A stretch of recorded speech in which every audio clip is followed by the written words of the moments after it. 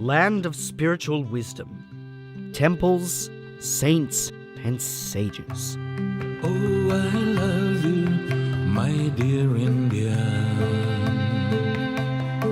Today, most people in the West have experienced India's blessings through yoga classes, meditation, kirtan chanting, and more. But in the early 1900s, few Americans knew anything about yoga or India's spiritual wisdom. Beyond Swami Vivekananda's famous lecture at the opening of Chicago's Parliament of the World's Religions in 1893, I have to thank you of America for the great attempt you're making to break down the barriers of this little world of ours, and hope that in the future the Lord will help you to accomplish your purpose. even up to 1950, most Americans had never met anyone from India. Although some of the greatest Western philosophers, scientists, and writers had discovered and incorporated India's brilliance into their own works that had greatly blessed the West. In 1920 and 21, two very special young men from India came to the US to share their wisdom and blessings.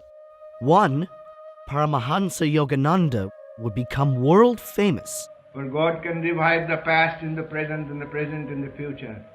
There is no time nor space. Everything is happening in your own thought. The other's works were covered by the sands of time until now. Manik Sarya, known as Maneck of India, philosopher, metaphysician, storyteller, and teacher of practical and esoteric wisdom for a happy, healthy, and successful life. As a teen and young man, Manik worked with Mohandas Gandhi for India's independence. Gandhi personally told young Manik to get an education, telling him not to even open his mouth to lecture until he had completed his studies. After studying at several American universities, Manik spoke widely for the next 4 decades, lecturing on Indian philosophy, spirituality, and metaphysics. 40 years after Vivekananda's famous Chicago lecture, Manik would give his own lecture at the 1933 Chicago World's Fair's World Fellowship of Faiths. In the late 1920s, a wave of books and movies presented unbalanced and often inaccurate depictions that turned India's most troubling social circumstances into salacious tabloid fare. Gandhi called one of these books a drain inspector's report, and Manik worked hard to preserve India's reputation in the West, heading pro-India organizations and hosting events to help make the case for India's independence from British rule. India's exotic and enticing color, combined with shocking tabloid exploitations, brought forth movies like 1933's India Speaks, which painted India as a land of 10,000 sins, where white girls are sacrificed to Buddha and 5 million vampire bats spread terror. With his usual sharp eloquence, Manik stood up to defend India and gave lectures titled Maneck of India Speaks. The unabashed distortion of fact in Hollywood's jumbled films constitutes, in this case, a breach of international etiquette, says Dr. Manik.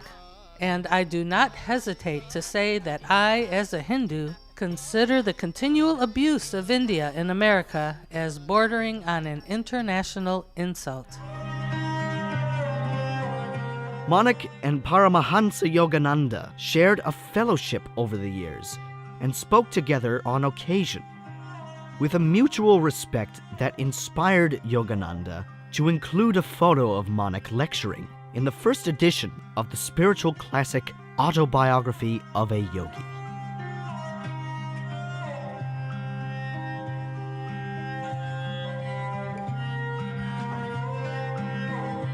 Manek was also a friend of Maharishi Mahesh Yogi. Before the Beatles made the Maharishi and Indian spirituality world famous. Even as Indian gurus made their way to the West, Manek did not set himself up as a guru with disciples, but as a teacher whose mission was to share this wisdom with students around the world.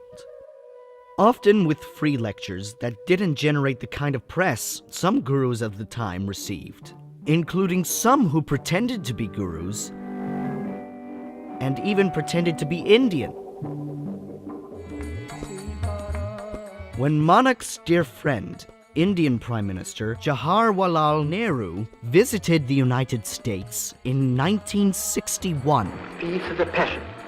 Manek and his wife Dorothy were there to greet and spend time with Nehru during his visit to Los Angeles.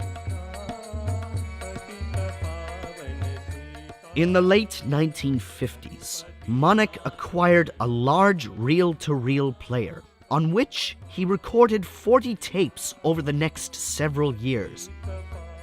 Remember that natural law is gradual in our being, evolving, changing in human consciousness, evolving. And as you evolve in your mind, as you build new structure of thought in your mind, new ideals, new visions, new discoveries, and new self-discoveries will come to you, because you are no longer a closed focus camera. Your lens are wide open to take any picture that comes before the mirror of your mind. As your knowledge increases, the law of your possibility changes and increases.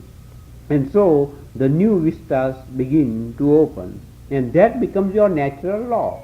That becomes your new natural law. And all of you have got your own individual natural laws. Your mind's development, your mind's evolution, your mind's creation.